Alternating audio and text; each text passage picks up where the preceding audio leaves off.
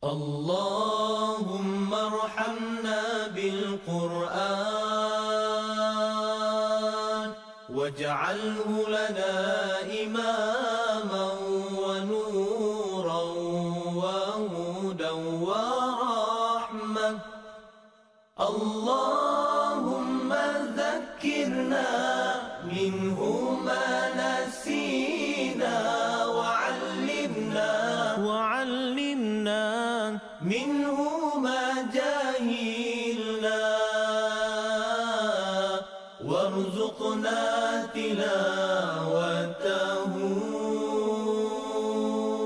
آناء الليل وأطراف النهار واجعله لنا حجة. Ya Allah, rahmati kami dengan Al-Quran.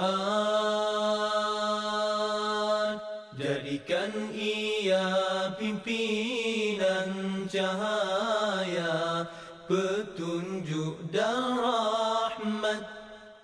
Allah, ingatkan kami apa yang terlupa,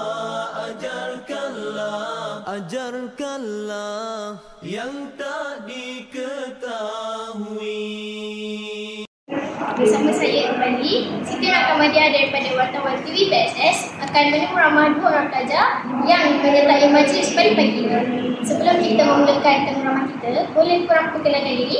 Ya.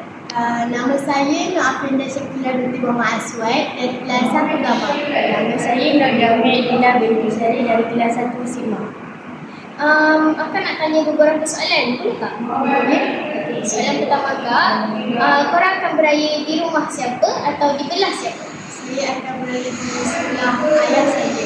Jadi beraya di belah ayah saya. Soalan kedua Kak, tahun ni korang ada buat rumah terbuka tak? Kalau dekat rumah saya ada. Dekat rumah saya pun ada. Tahun ni, soalan ketiga Kak, tahun ni korang tema atau warna apa yang korang akan pakai?